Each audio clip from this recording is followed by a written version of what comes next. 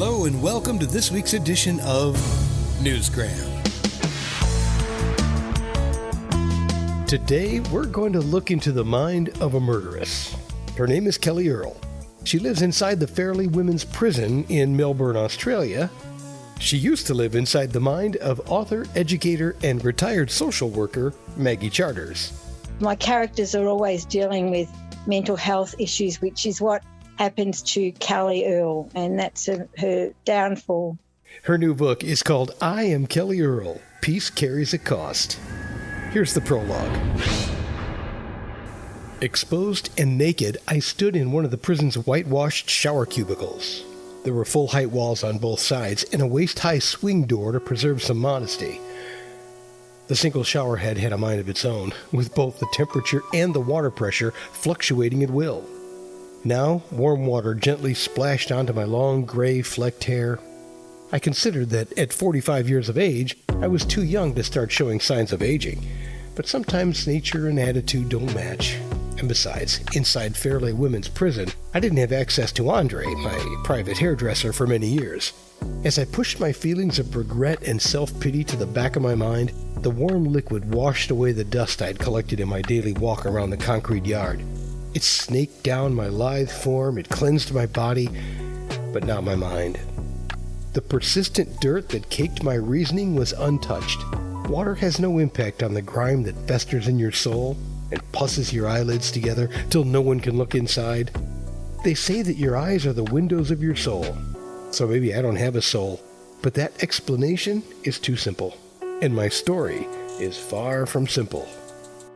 Because I'm, interested in psychology and philosophy, I've got a lot of philosophy in it. Because when Kellie's in prison, she has time to engage in reading books on philosophy, and she sort of tries to analyse all the prisoners, and while she's doing that, it gives the reader insights into what the philosophers used to think in days of old and how their thinking is still very relevant to today. We're still the same as we were hundreds of years ago. We still feel all the same emotions. So everything that was written centuries ago is still very relevant today.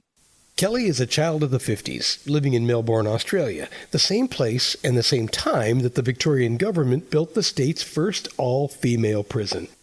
Maggie did some extensive research for this book, and the attention to historic detail had me thinking that maybe this was a real story. No, it's not true. No, not at all. No, all the characters, and there's some very dark characters who come out light. We see behind their foil, we see, what sort of led them to their downfall, like in the prison system, and I tried to show people that there's good in everyone and don't judge a book by its cover. And so when we meet people with problems in the prison system and outside of the prison system, I try and let the reader see behind them what led to their downfall and what caused their psychological challenges, for want of a better word.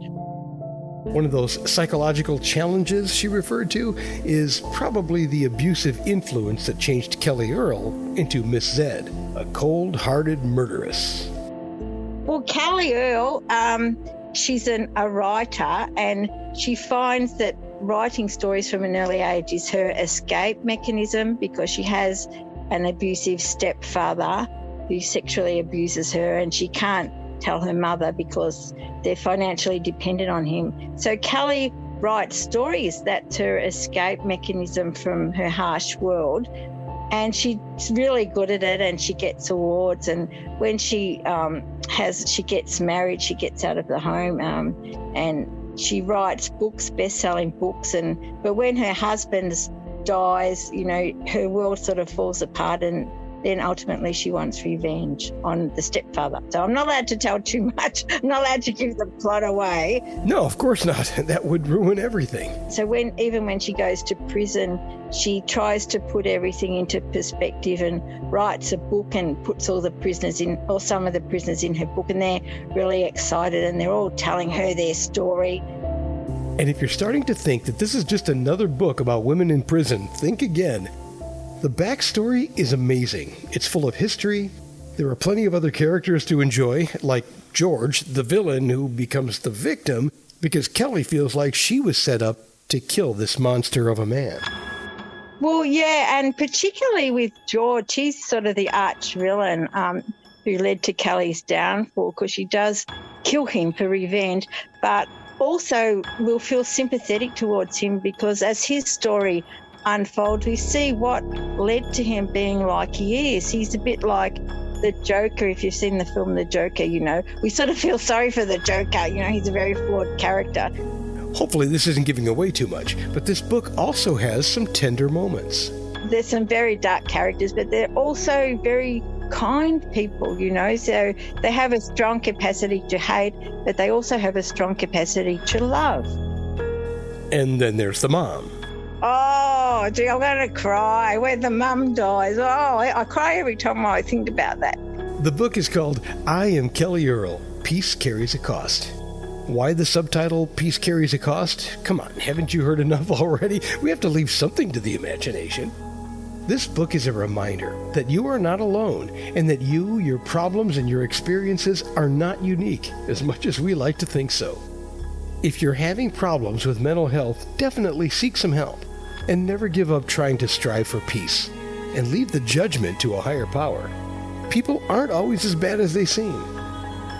People are complex, and don't take everyone at face value and just give people a second chance. You know, people make mistakes, you know, but they can be redeemed, they can be forgiven, and people can change, and there's good in everyone. And that's about it. Just all get along, just all get along.